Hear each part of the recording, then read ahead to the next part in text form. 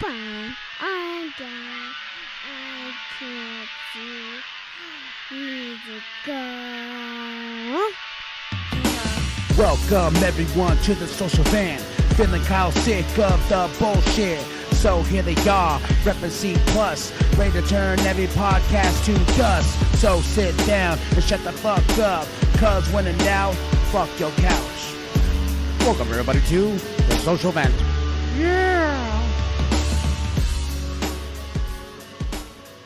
Ladies and gentlemen, this is Kyle Martinez Bahi with the Social Vent Podcast, and we got a motherfucking special guest in the motherfucking house. May you introduce yourself, good sir.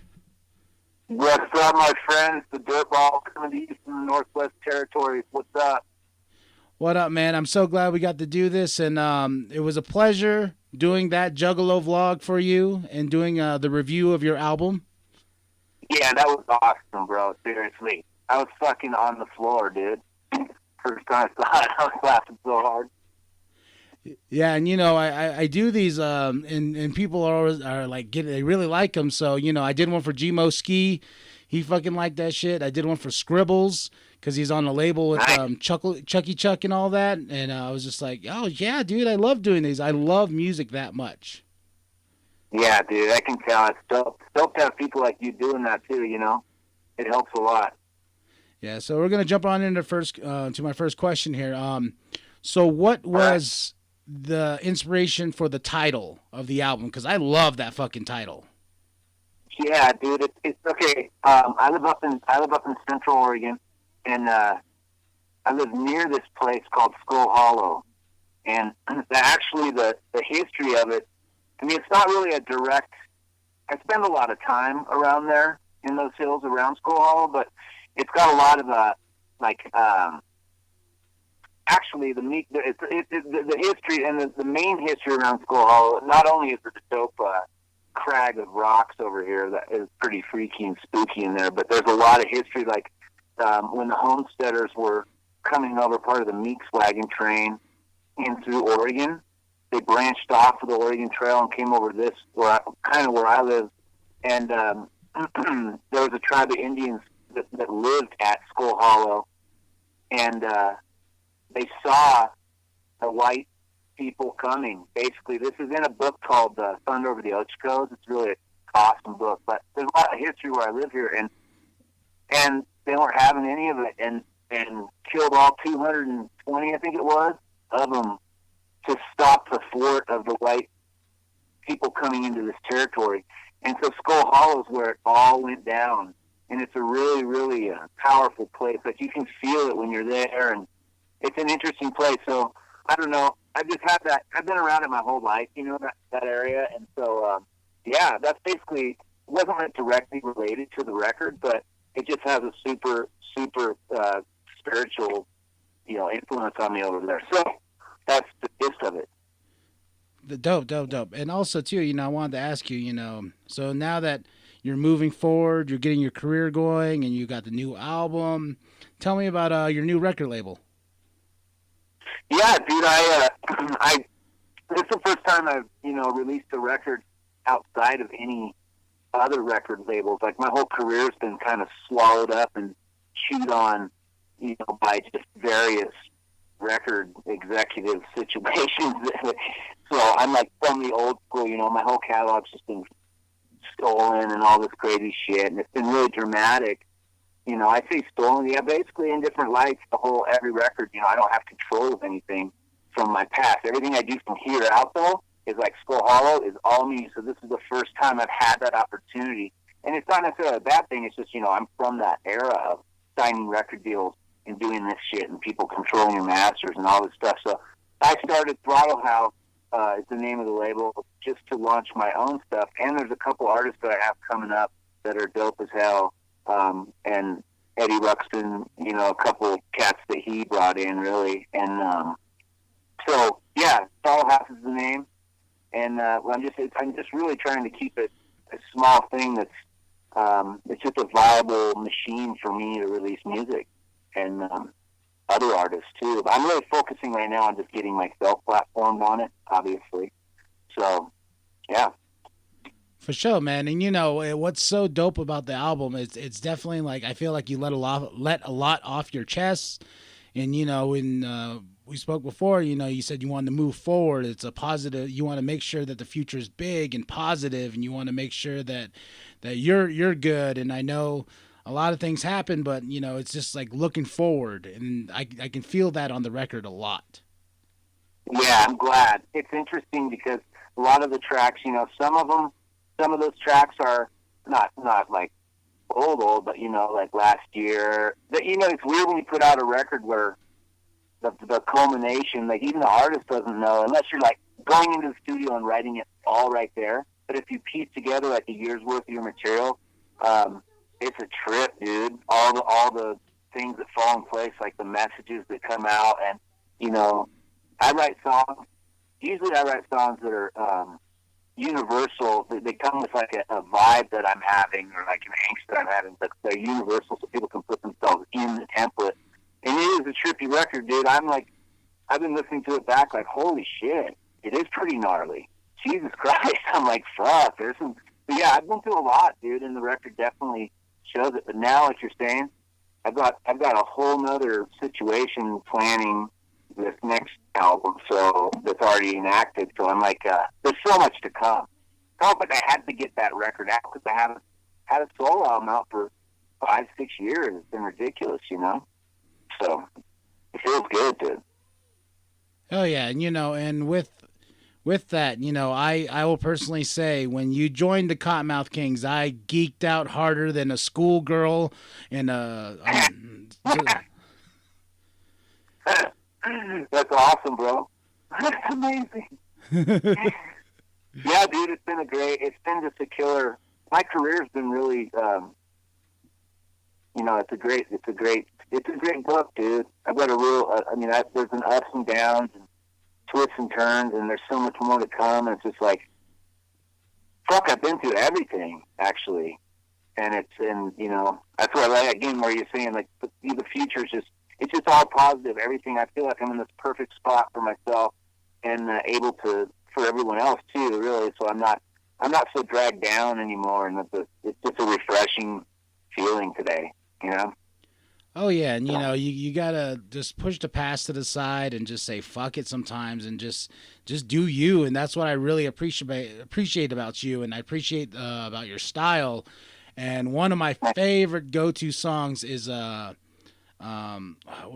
Moonshine. This is Moonshine. Yeah. Yeah. That's a great song. I mean, come on, let's be real. I love that song too. Jesus. That's actually my most downloaded song, most played song. It really does hit home. It's a good track. Even, you know, I stopped drinking this last year too, and it still sounds great. Well, I smoked a lot to that song, so. Yeah. I'm smoking a lot right now, actually. I thought we were going to smoke one together via video chat. Video interview. Oh, yeah, man. That's the hustle and grind of the podcast world. You're like, I'm set. I'm ready. Let's go. Then it's like, my equipment's like, fuck you. Yeah. So, is there snow up in Flagstaff? Oh, yeah, dude. We got hit hard. We probably had the biggest storm. Because remember when I was messaging you, I was like, the power went out. And then we had, like, I had to dig myself out. And it's just, it was freaking nuts, bro. Like, and we got a lot of people from California who don't know how to drive in the snow. So that didn't help because there's crashes and semi-trucks were flipped. And dude, we just went through the same thing. I mean, the snowpocalypse 2000. We got like 5 feet. Roofs are collapsing. People are just, just lost, and it's just amazing. When it happens, it really is a disaster. Like, we get kind of, again, out of Central Oregon, so we get lots of snow. Pretty much like we're pine tree area, you know? yeah. High, big pine trees. Yeah, man. I'm at the point now, though, where I'm sick of the snow because I got stuck in it once, and I was cursing the heavens, and I was just like cursing everybody's mamas and stuff like that because I just could not get out. And then after I calmed down, I was like, okay, I'm going to make this bitch. And I finally got out of the snow. In your car, you mean? Yeah, my car, because I thought I could make it this snowbank. I was like, I got this. I got this. You know, you get confident when you're driving. Then, boop, nope. Oh no, yeah, I won't even. We're the only car we're using is my wife's Subaru.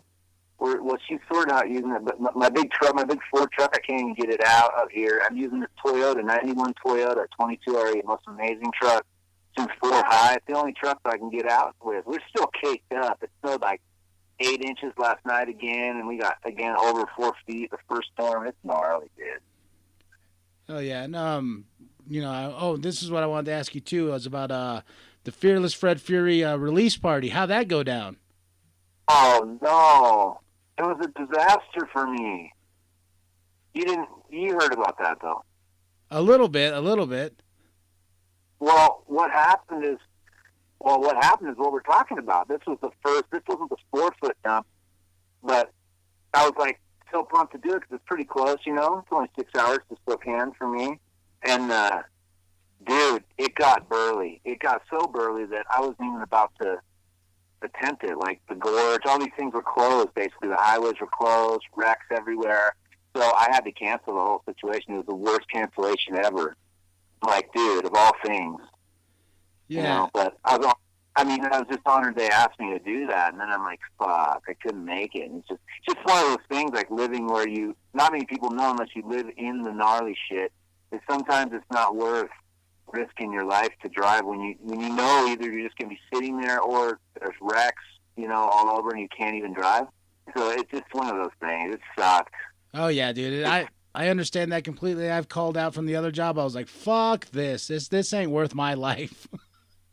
No, there's certain times you've got to call it, dude. But of all things, it was the release party, and I'm like, dude, that was so. Anyway, yeah, but that was. I mean, I wish I could have made it. Banging record, right? Yeah. I had my own smoke out at home, listening to it live feed. It was fun. That's a banger, dude. Hell Good yeah. album. Hell yeah. And so with that, I know you got a little tour coming up. And then I was looking at your tour dates. Do you think you're going to make it to the Gathering this year? Well, that's the plan, yeah. I actually those are just a few dates. We have some stuff coming in May, and then again around the Gathering. So, yeah, we haven't locked that down. I'm hoping. That's another thing.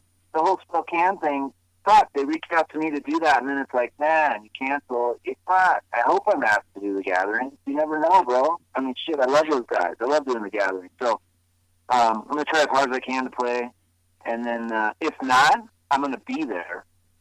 You know what I mean? Yeah. I want to go somewhere. I mean, I'm sure we'll I can't say I'm sure, but I'm going to try as hard as I can to play.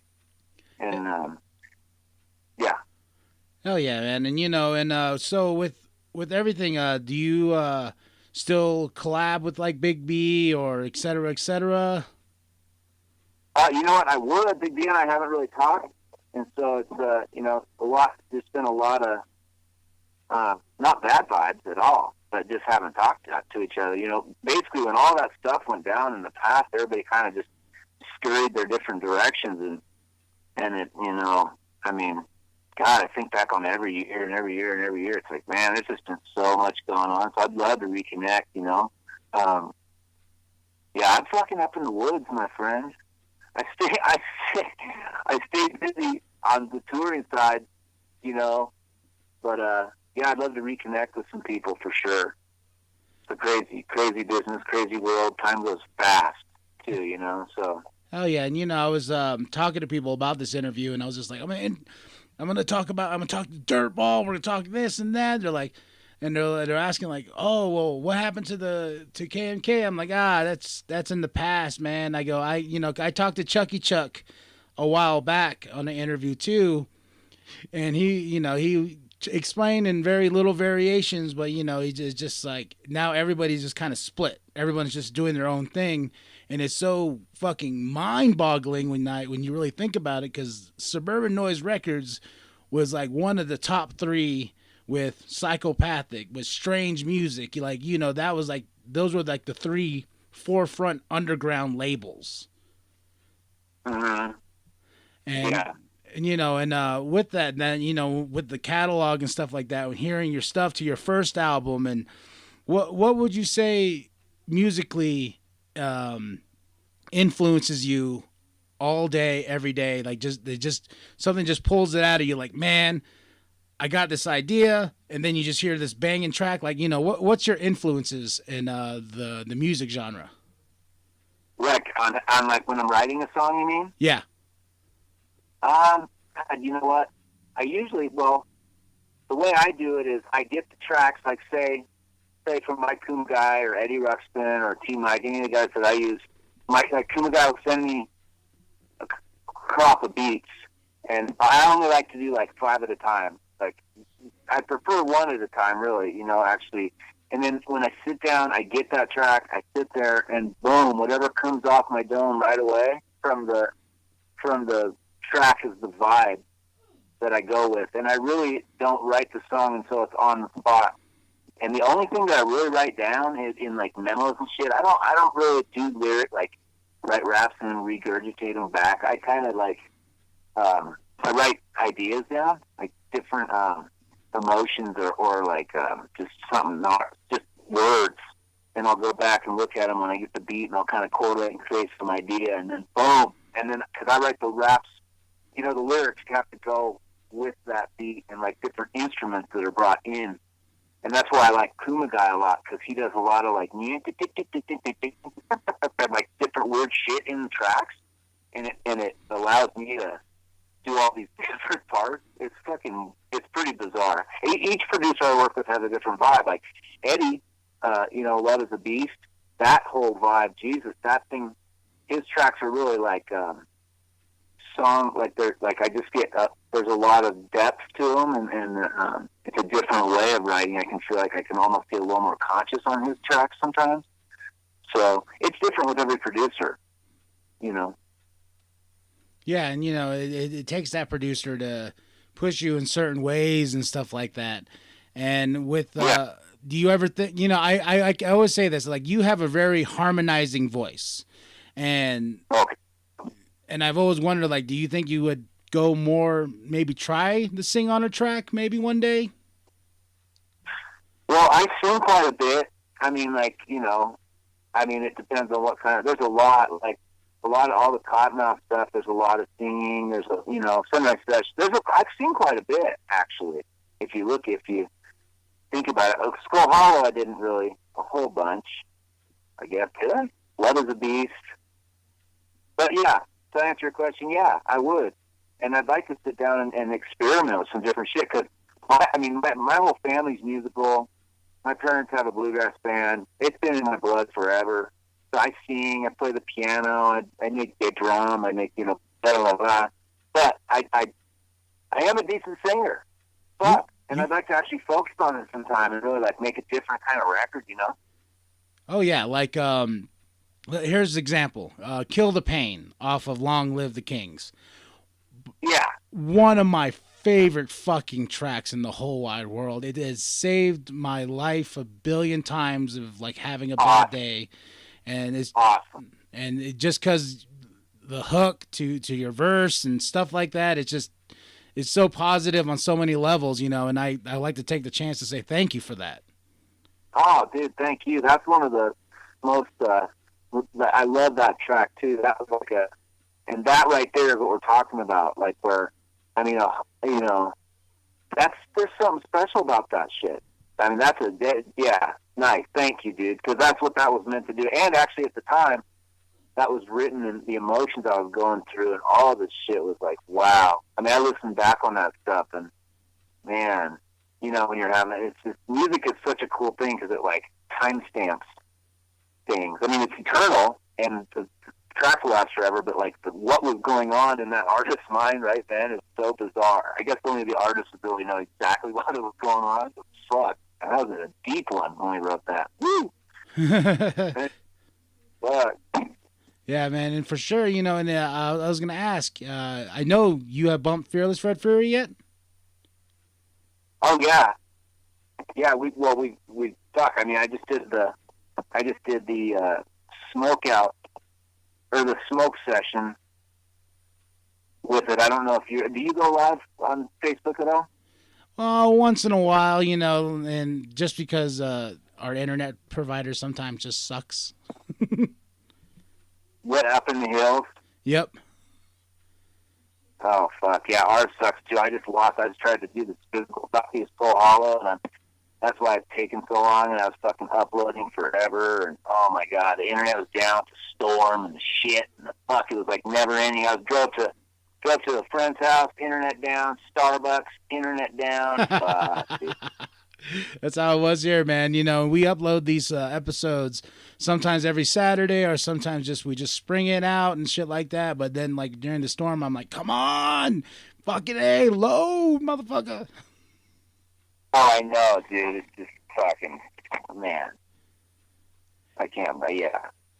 So, you know, and the reason why I brought up Fearless Fred Fury is because we're talking about people's mindsets and whatnot and how deep they can get. That fucking track, Nobody's Fault, it was full of emotions with Violent J. Right, yeah. Yeah, dude, there's a lot of good tracks on it. I mean, seriously. Like, when I put it on, I was like, oh, fuck. And then I was listening to it, like, the way they laid it out and they do their albums. I'm like, God, fucking should have done that. In different spots, they do cool shit. I'm like, these guys are amazing, dude. Well, you know, you're on that same level, bro, and I hope that I can't wait until the next project. SKULL HALLOW's on rotation, man.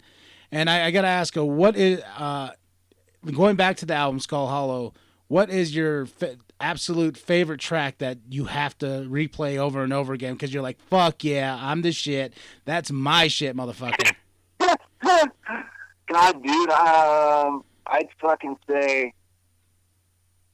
I mean, fuck, there's a lot of good tracks. It's so crazy because I didn't think the response would be so good, honestly, from the fans. Like, I thought, I mean, and then I look back on the record, I'm like, fuck, these are all really pretty damn good songs. It's hard for me to choose, dude. Like, Broken Eye is one that's not like fucking, you know, like, bang it, but I listen to that over and over and over. Tracks that get me. I probably listen to these tracks 978 times a piece, and, you know, they just, well, maybe not that many times, but, you know, a couple hundred times, and they're all just, they continue to conquer. I don't know. What about you?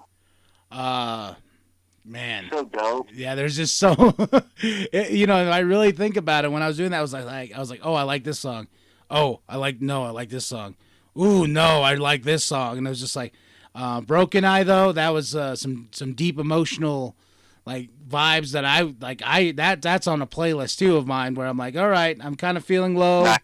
I got to put that shit on just to make myself feel good and get through the day. So that's a banger. That's a banger. Yeah. I mean, No Coming Down with Marlon Asher and Dizzy Wright, that's pretty good. I like that track. Dude. Fuck, I like them all. I really don't know. With Dizzy Wright and stuff like that, my wig was like, fucking flew across the room because I was like, holy shit, this is where it's at. Like, oh my God, like Yeah, dude, it's so amazing because a lot of people didn't think I was gonna come out with a record. Most people, you know, it's been a long time. I mean, I was so busy writing so much of that Kottonmouth Kings, like the last 4 albums. You know, it took a lot out of me. I did write a lot of Dirtball shit, but I just never had time to actually put out a record. So it's been so long, and yeah, I'm just glad it's out. Now it's like I'm saying, sky's the limit because I've got so many more tracks ready to go that's where all that time waiting, and it's just fuck, man. I'm excited to keep releasing music. I hate seeing those people like putting up a new track tomorrow, like one every day. I'm going to wait a little while. Let's SKULL HALLOW breathe for a minute. But it is going to be a banger, and we're already kind of figuring out what's going to go on that album. So I'm just excited, dude. It's never been this way for me. I'm always like either doing a record every year and a half or, you know, and it's not even in my control. So these are just good times. Throttle House, new record out, touring, fans are awesome. Fuck, you're awesome. Thanks for having me. Hell yeah, man. And I appreciate you giving me your time and shit like that. And, you know, I really appreciate you as an artist, as some, you know, when I heard about you dropping a new album, I was like, fuck yes, it's been too long. Finally, yes. Yeah, dude, right on. Good to hear that. But thank you for your time, and man, I'll hit you up definitely when this drops, and I appreciate you very, very much, brother. Thank you so much. Is there anything you want to plug before you go? No, dude, I just want to thank you for doing this, and thanks to all the juggalos listening and all my fans out there, and just fuck, man, there's so much more to come. Skull Hollow, spread the word, and you have a good night, my friend.